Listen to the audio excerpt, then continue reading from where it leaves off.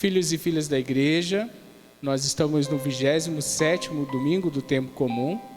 A gente tem que lembrar que o tempo comum tem 34 domingos. E agora a palavra de Deus vai ficando cada vez mais exigente para conosco, para saber se de fato nós somos discípulos de Cristo. Diante de tantas ideias, diante de tantas filosofias, diante de tantas coisas que a gente pode seguir, nós que estamos aqui escolhemos Cristo por primeiro. E se nós escolhemos Cristo por primeiro, significa que a verdade que eu tenho que trazer na minha história e na minha vida não são as minhas, não são do tempo, mas é a verdade de Cristo, que é imutável. É a verdade de Cristo que deve prevalecer em nossos corações. A profecia de Abacuque, ela nos lembra de que não é de violência, não é um coração voltado somente às riquezas, ao ter e ao poder. Isso só gera mais aquilo que faz com que o homem se afaste do reino. Por isso é preciso clamar ao Senhor e, como ele mesmo disse, é preciso ser justo, porque o justo terá a vida eterna. Quem não é correto vai morrer. Aqui não está falando da morte natural que o homem vai passar. O profeta Abacuque está falando sobre a morte eterna. Aquela que pode passar eu e você, se a gente não tiver cuidado com a nossa vida, com a nossa história. Por isso que o Salmo de hoje, 94, dizia para a gente, olha, não feche o seu coração, abre o seu coração para poder colocar lá dentro as verdades do Evangelho. Depois São Paulo, na segunda leitura, vai exortar a gente, dizendo para que a gente não deixe apagar a chama que já está em nós. A chama que a gente recebe com o nosso batismo, que é a chama do amor, a chama do dom de Deus, para que a gente não tenha um espírito de timidez e nem se envergonhe da verdade, nem se envergonhe do Evangelho. Ora, é preciso a gente estar com Cristo até o fim. E quem está com Cristo também está a favor da vida. Quem está com Cristo não pode estar em opção às coisas de morte. Quem está com Cristo deve zelar pela vida. E nessa semana, nós começamos também a rezar a Semana do Nascituro, no qual todos os cristãos precisam afirmar com esta verdade de que todo aquele que segue Cristo não pode apoiar a morte e, de modo especial, não pode apoiar o aborto. O aborto é pecado mortal. Com 12 semanas de gestação, o coração do bebê bate forte dentro do útero materno. O bebê é capaz de mexer os bracinhos e os dedinhos das mãos e dos pés. Já movimenta a boca e pode piscar os olhos. Com 12 semanas de gestação, o cérebro continua a desenvolver-se, os dedos das mãos, dos pés estão separados, os cabelos e as unhas começam a crescer. Os ossos cada vez mais rígidos, desenvolvem-se as cordas vocais, os genitais externos começam a diferenciar-se. O aparelho digestivo já é capaz de absorver nutrientes. O coração está formado e funciona bombeando sangue para todas as partes do corpo. A partir da 10ª semana, por meio de um exame de sangue, é possível saber o sexo do bebê, e com ultrassom a partir da 18ª semana.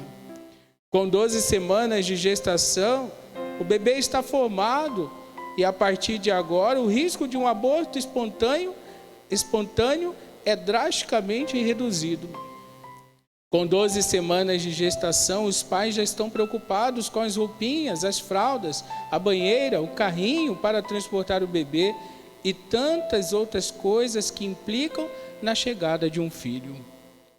Lamentavelmente, existem aqueles que desejam no Brasil descartar esta nova vida, porque são a favor do aborto.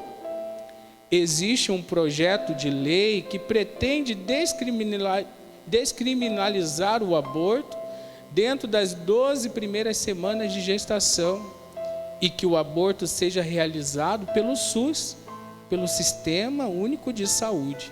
Ou seja, que o dinheiro público financie o mórbido procedimento, matar um inocente. Inclusive, segundo este projeto, o médico estaria proibido de se recusar a realizar o aborto, independentemente de suas convicções pessoais. O cristão precisa ser a favor da vida, nunca a favor da morte, sempre contra o aborto.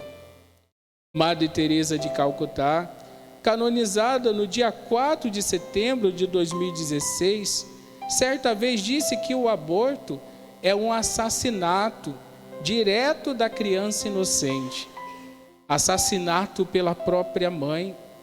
Disse também que o aborto pode ser combatido mediante a adoção. Quem não quiser as crianças que vão nascer, que as entregues à adoção. Falou ainda: eis porque o aborto é um pecado tão grave. Não somente se mata a vida, mas nos colocamos mais alto do que Deus. Os homens decidem quem deve viver e quem deve morrer. Nós não somos donos da vida. Nós trazemos a chama da vida que é de Deus, que pertence a Deus. Por isso o Evangelho de Lucas, ele nos lembra nessa liturgia de hoje que tem um sentido porque nós estamos aqui. Nós não estamos aqui somente para vir, crescer, acumular coisas e morrer. Não é para isso a vida do homem.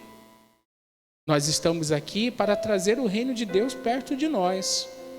E para que esse reino de Deus ele possa perpetuar. Pois se a gente vai vivenciar pela fé, os nossos olhos se abrirão e vivemos uma nova vida. Os apóstolos disseram a Jesus: Jesus, diante disso tudo, eu tenho que amar, eu tenho que perdoar, eu tenho que ser a favor da vida, eu tenho que ser melhor, eu tenho que me esforçar. Como que eu vou fazer isso tudo, Jesus? Aí os apóstolos falam para Jesus: Senhor, aumenta a nossa fé. O que os apóstolos disseram? Senhor, não é uma fé só de acreditar, não, é uma fé de adesão, no qual eu e vocês vão ter que se esforçar todos os dias para deixar a vontade de Deus acontecer. Porque todos nós trazemos pecados, nós erramos. A gente quer ir tão bem, mas dentro de nós existe aquela inclinação para o pecado. E se a gente descuidar, a gente vive diariamente pro pecado e no pecado. Nós não somos convidados a viver pro pecado e no pecado. Nós somos convidados a viver na graça e para a graça. Pois todos nós estamos correndo para Deus. Se algum de vós tem um empregado que trabalha a terra ou cuida dos animais, por acaso vai dizer-lhe quando ele volta do campo: vem aqui e senta na mesa? Não. Se ele é empregado, ele sabe a sua função, ele vai servir o seu patrão. E aqui é a questão do ordinário da vida. Cada um tem a sua função, cada um tem o seu dom, e é preciso realizar bem esta função, realizar bem este dom. Tem algumas pessoas na vida que ficam de braços cruzados esperando cair do céu. As coisas não vão cair do céu, tem que se esforçar.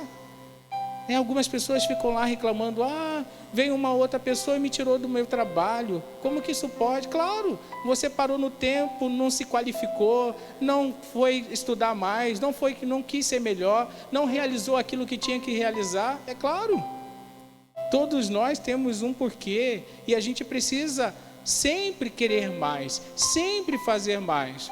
Para isso o Senhor nos deu o Espírito Santo, para que a gente passe por esta terra fazendo o bem, não escolhendo o mal, não escolhendo a morte, não achando que não tem jeito, não achando que a gente não possa mudar. No final de tudo, a palavra de Deus vai dizer que a gente é servo inútil. Em outras palavras, Deus não precisa da gente. Ele já existia e já era Deus antes da gente existir.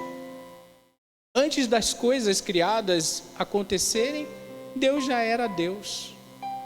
Para que eu e você existisse e as coisas existissem, Deus precisou se espremer para que sobrasse um espacinho para que a gente pudesse existir.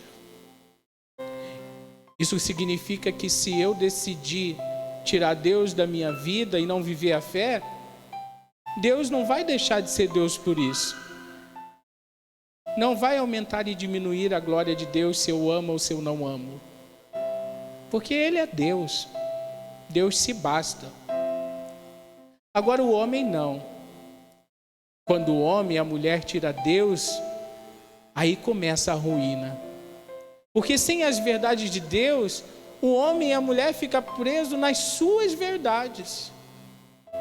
E aí vem o ódio, vem a guerra, vem o desamor, vem a discórdia, vem a falsidade, vem a droga, vem a prostituição, vem o direito do aborto, vem tudo aquilo que é a favor da morte, de tratar a vida como um lixo.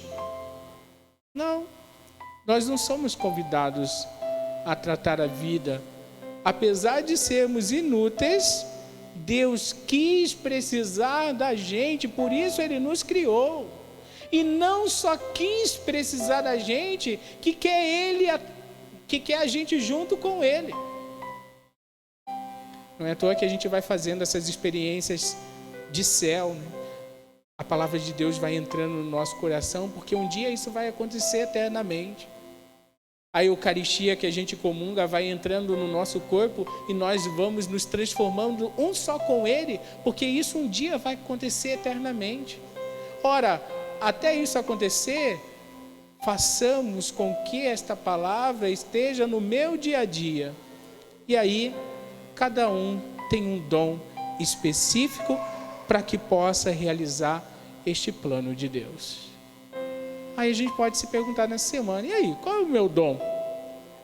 O que eu posso fazer de melhor para o reino de Deus ficar mais perto? Ou melhor ainda, o que eu, que já escolhi Jesus Cristo, já tenho feito para o reino de Deus ficar mais próximo? Um reino de amor, um reino de paz, um reino de alegria, um reino de justiça, um reino de verdade. Louvado seja nosso Senhor Jesus Cristo.